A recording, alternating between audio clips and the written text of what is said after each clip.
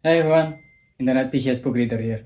Today I want to talk about Omniscient Reader Point of View by singNsong and Sleepy Sea, and also Blackbox. Omniscient Reader Point of View is nowadays often called as just Omniscient Reader Viewpoint or ORV. Because of its long name, it's quite painfully obvious that it came from a web novel. Moonpia is a Korean web novel site similar to its Japanese counterpart Shosetsuka ni Naro. It's where a lot of Korean manhwa originated from. It's also where solo leveling originated from. And just like Shosetsuka ni Naro, so much of the stories on it are garbage. Yeah, so many garbage that the amount can compete with the Great Pacific Garbage Patch. And even if they're good enough just to be entertaining, usually it often only goes as far as solo leveling level of entertainment. I knew this because there was a point in time where I consumed so much of this so-called light novel. Mushoku Tensei, Legendary Moonlight Sculpture, Solo Leveling, all of the ones you can name of, most likely I've read them. I'm telling this not to brag that I've read so many fan translations from questionable websites, because that's just not a flag at all. It's to tell you that I've also read ORV from start to finish, and it is a story that have a different level of storytelling when compared to the purely turn off your brain entertainment that filled the site. I'll go over 3 major spoilers to the story that has not been on the manhwa yet near the end of this video, because I needed to show how good the story is at setting up some of the later plot points since quite early. But I will give you guys some heads up before that point. And if at any moment you want to stop the video and read the book, please do so. You can read it for free in Webtoon site after all. This is not sponsored, by the way, my channel is too small for that. For now, let's start with how the story starts. We are introduced to our main character Kim Dok-jae, who is introducing us to his favorite web novel story, 3 Ways to Survive the Apocalypse. A trashy web novel with more than 3,000 chapters where he is the only one who is still reading it even after more than a decade since it was first released. And today is the day the last chapter aired, which is why the author contacted him wanting to give him some gift from reading his story to the end. We are also introduced with characters that will become key to the story from here, like the boy with the bugs and his popular co-worker Yu Sang-ah. They had some small talks, and when she was about to recommend to Dok-jae an app that she used to learn other language, Dok-jae refused, replying that a Dok-jae's live a Dok-jae life.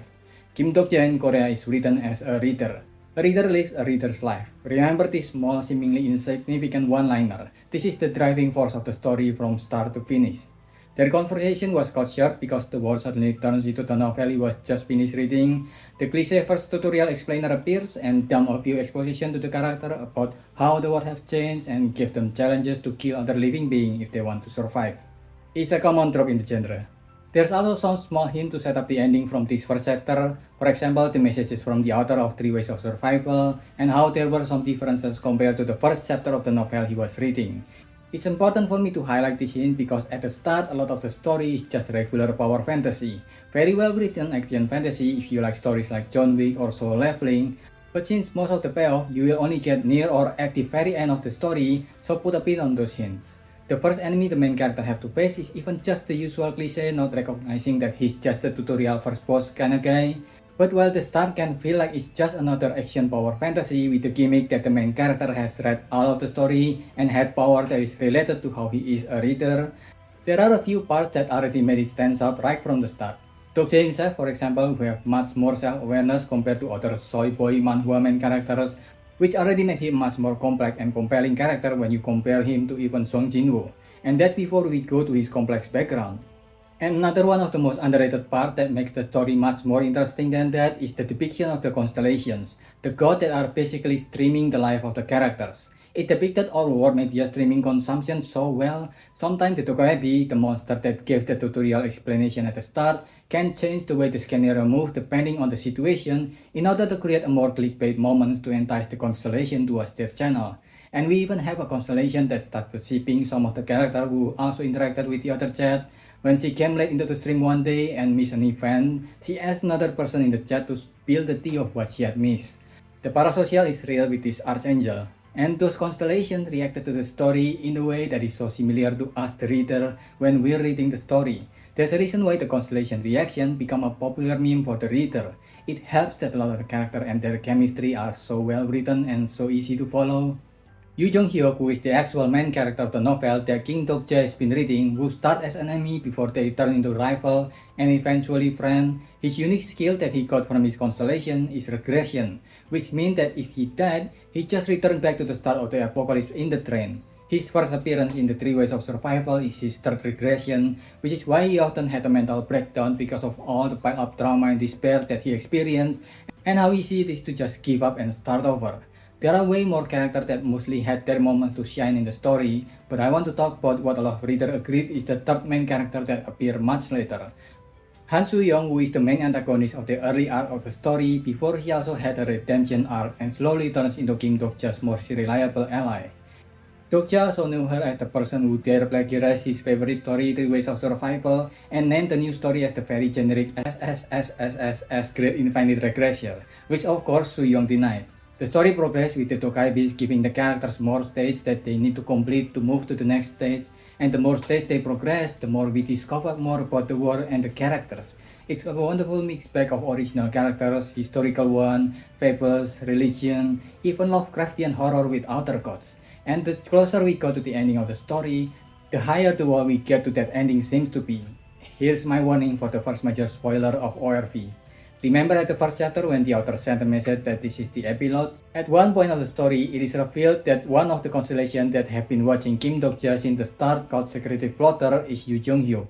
He was in his 1863rd run and still he cannot pass the last wall at the end of the story despite everyone's sacrifice. To find a way to overcome the last wall, and because he has been so bitter about repeating the word so many times, he tried to get out of the circle of regression by becoming an outer god, where he also got the ability to split his previous regression parts of himself. He wandered around when he saw himself back to a different world from his third regression that seems different from what he experienced. He was interested at first and even enjoyed watching the streams, even becoming closer to some of the other chatters despite vowing to destroy all constellation and the star stream itself.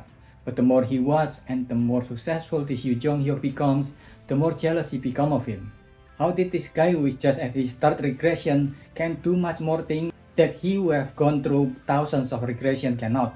Later he made a deal with Kim Dok-ja where Kim Dok-ja have to kill the Yoo Jung-hyuk of the 1863rd turn, and Dok-ja managed to pursue the Yoo Jung-hyuk that was far stronger than he knew with the help of a copy of Han Soo-young that has gone rogue. At the end of their encounter, Kim Dok-ja caused Yoo Jung-hyuk to split himself into two, the Yoo Jung-hyuk that becomes the secretive plotter and the Yoo Jung-hyuk that goes into the start of ORV. He's not the third regression Yoo Jung-hyuk, but actually the 1864th regression that had lost most of his memories and skill. When the first chapter said that this is the start of the epilogue, they meant it. ORV is the epilogue of Three Ways of Survival, telling the story of the last regression of Yoo Jung-hyuk. That's the first major spoiler. Now this is the second major spoiler of the story. Back to the first chapter again. Remember when the author sent a message about this story was only made possible thanks to you after all. The party managed to board the train to reach the final wall, where they figured out that the oldest dream that created the entire world of Three Ways of Survival is Kim Dok-ja himself or the child version of him. He's been reading and rereading the story so much that he created the world of Three Ways of Survival. The party managed to settle his dream and reach the end of the world. But the story cannot exist without the reader. The world itself is ending, so Kim Dok-ja decided to sacrifice himself one last time. Using the secretive plotter skill, he split himself into two with his clone going off the train with the party while his real self stays at the train to become the oldest dream, so the world didn't collapse and disappear without anyone who continues to dream.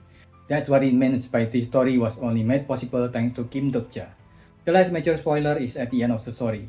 Han Soo-young clone from the 1863rd turn managed to get over the wall too because of her ability, and she decided to go with the Dokaibi King to go to the world of the outer Tia as 123 for her reward, so she can meet Kim Dok-ja again.